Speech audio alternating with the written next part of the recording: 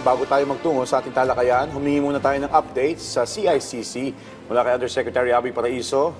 Yusek, nakipagpulong po kayo kahapon sa iba't ibang stakeholders. Kaugnay nga po nitong napag-usapan natin kamakailan lang yung panganib sa digital space, partikular dito sa online gaming platform na Roblox. Kamusta po yung naging pagpupulong? Parang walang pagbabago. Galit pa rin sa akin lahat ng kabataan, lahat ng gumagamit ng Roblox, yung mga pamangkin ko, yung anak ko. Pero in a serious note, maganda ho yung pag-uusap natin kahapon. It's a multi-sectoral consultative meeting with all the stakeholders. Andun ho ang DepEd, andun yung Parent Teachers Association, andun ang CWC, si Yusek Jello Tapales, andun ang PNP, at I think pinaka-importante, andun din yung community ng Roblox, yung mga developers. So lahat kami nagkasundo. Una, may problema talaga. May mga problema sa platform ng Roblox. Pangalawang pinagkasundoan namin, hindi enough yung safeguards ng mga platform para protektahan ang ating kabataan. At pangatlo, ang maganda nangyari is naging unified yung mga hiling natin sa Roblox pag dumating sila dito sa April 7. Okay, so since na-acknowledge naman yung mga problema dito sa platform, sir, paano mangyayari? Are we gonna ban this temporarily? Paano po? So depende yan. Sabi ko nga, nung tinanong din ako, the same question kahapon, no? Ang sinabi ko, it is entirely up to Roblox kung mababan sila o hindi. It really depends on their commitment on when they come here to the Philippines on April 7 ang nakaschedule natin sa kanila. Pero nakalista na yung mga non-negotiables natin. Ang non-negotiables natin, dapat nandito sila. They're asking for the protection from the Philippine government. They must be here. They have to submit to our jurisdiction. Pangalawang non-negotiable natin, kailangan yung verification nila, hindi lang yung face. Kasi isipin mo, Joshua, pang face verification, lalo na yung anak ko, lagi kong example tong anak ko to eh.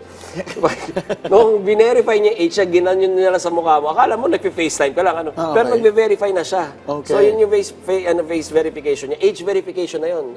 So nakakapag-chat na siya, nakakapag-ano siya sa adults. So, kailangan ma-improve yun. And as sabi nga namin, i-tie up siya doon sa PhilSys system natin, which is our national ID. And third, there has to be a reporting mechanism within Roblox na kailangan, pag halimbawa may threat actor or may criminal dyan, kailangan namin makuha kagad sa kanila yung details ng mga nag-register or yung account na yun. Okay, but just to be clear, Yusek, at this point, accessible pa rin ng Roblox? Oo. Again, it's really dependent on them kung magtutuloy-tuloy yung proposed banning on the 10th. To make it clear, just for emphasis, we are not for banning. We are for stricter regulations at saka child safety talaga. This is an issue of child safety and this is not an issue of yung pagbaban sa Roblox. Kasi hindi biro yung mga content na nandirito. Kasi pinakita ko sa yung content na nakita natin. Isang adult nakapag-register sa 7-year-old, isipin mo yun. At ang 7-year-old, nung pinoprobe namin yung mga games na pwede, merong mga sexually explicit content na nakikita doon. So vice versa, the adult can register as a young person and then a young person can register as an adult. Gaya nung ginawa ng anak ko. Okay. Well, sa ibang usapin naman po, Yusek, ano po ang karagdagang paalala ng CICC? Ito, paulit-ulit na natin pinag-uusapan dito, paalala natin sa publiko. Ngayong Semana Santa, kung saan nag-uuwian nga po sa iba't ibang probinsya yung ating mga kababayan. Sa mga kababayan natin, paulit-ulit ang paalala namin sa CICC, sa DICT, na mag-iingat pa rin tayo, naglipa na naman ibang uri na scam, lalong-lalo na yung mga vacation scams na yan. Kung saan yung mga kababayan natin magbubok sa ibang mga booking sites, pero ang nakakausap talaga nila yung mga scammers.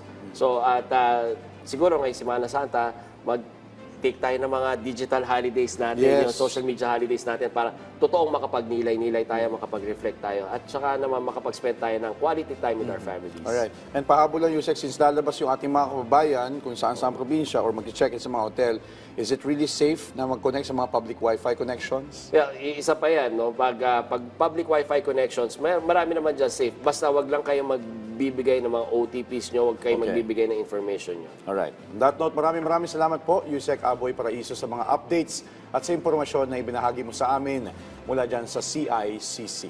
Salamat din po.